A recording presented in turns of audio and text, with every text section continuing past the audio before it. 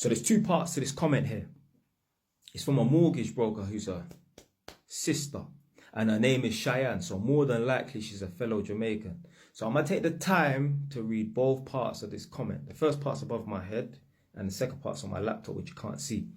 Qualified mortgage broker here. Making overpayments can be extremely beneficial as it cuts the amount of interest over time and money you owe. That's the first part that you can see above my head. The second part's on my laptop.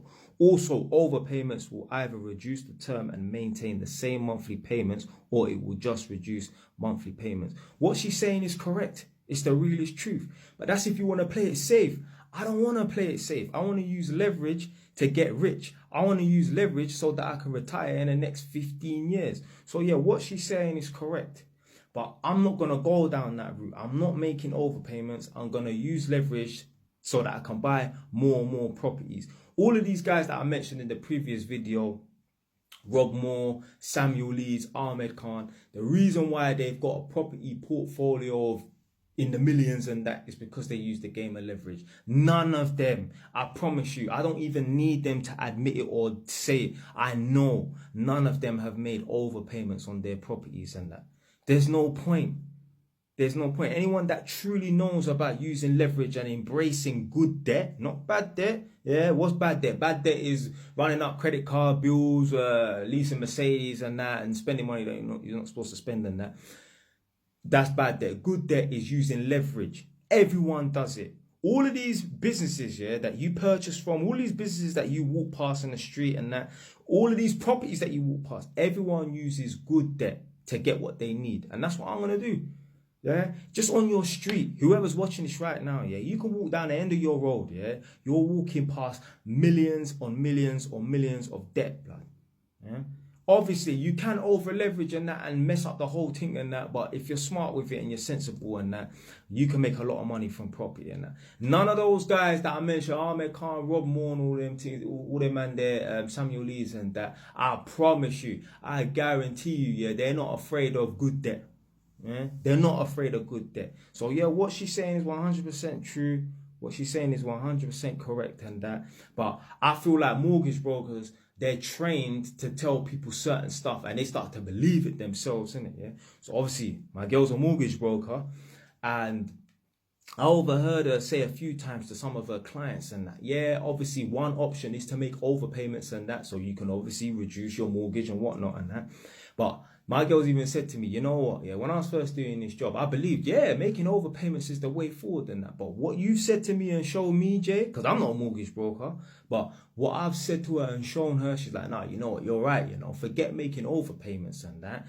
If anything, use that money to put towards another property and just go down the route and the game of doing leverage and that. You see all these people that want to make overpayments and that, they will never leverage, you know. They will never leverage. It's counterintuitive to their plan of making overpayments and that. I was even talking to my girl about 30 minutes ago before she went up.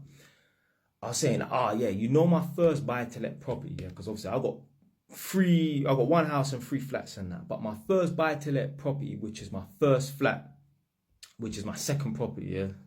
Try not to confuse you lot, but basically my first flat, which is my second property, is a buy-to-let. I'm saying like, yeah, obviously man bought it for 105 in 2021, yeah. It's 2024 now.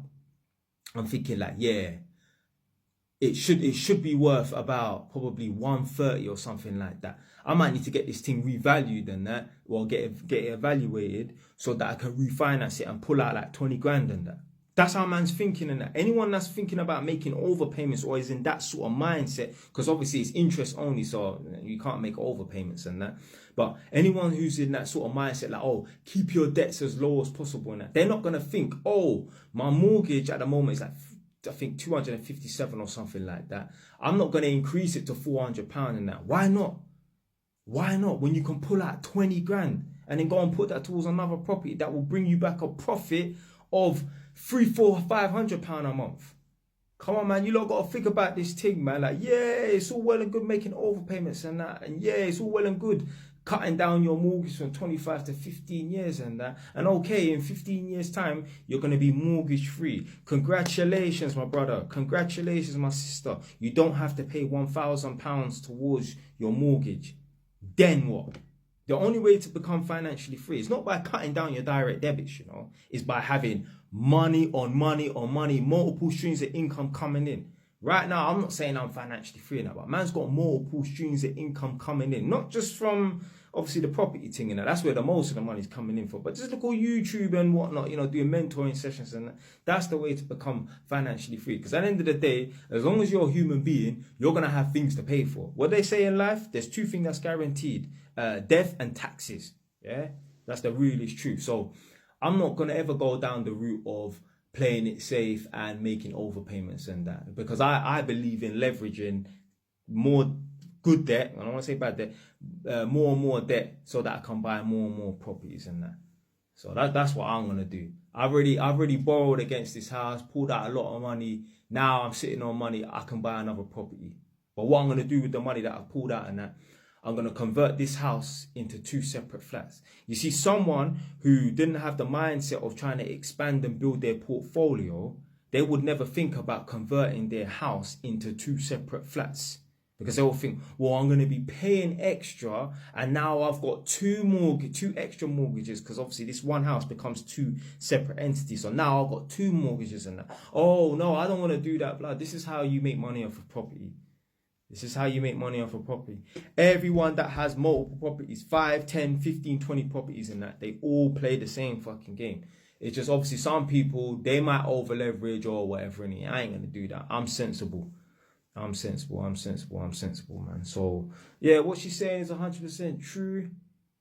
If you want to play it safe, I don't want to play it safe.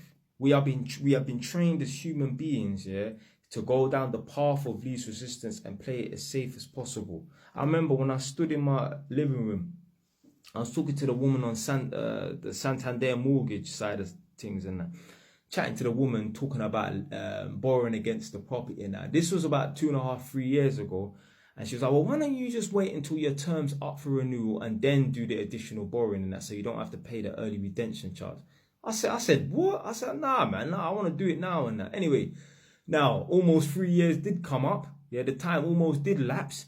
And I did, it took me almost 3 years to get the money and that. But still, it's still the mindset. Yeah, so I had to wait 3 years to do the refinance and that, almost 3 years to do the refinance and that. But it's the mindset. I'm not going to sit and wait purposely 3 years so that I don't have to pay no early redemption charge. Obviously, I'm probably speaking another language to you, like, about early redemption charge and all these different things and that. But yeah, early redemption charge is a charge that you have to pay. Let's say you're on a 3-year term and you want to pay off the mortgage within within 2 years and that. There's an early repayment charge that you have to pay and that. So that's what I'm doing. Yeah, this is the reason why I'm sitting on 4 properties and that now, because I've got the mindset of expansion. When you got the mindset of making overpayments and that, you're not looking to expand. If you're not looking to expand, then you're not looking to be financially free or, you know, wealthy in the long run. So that's what man's doing, man.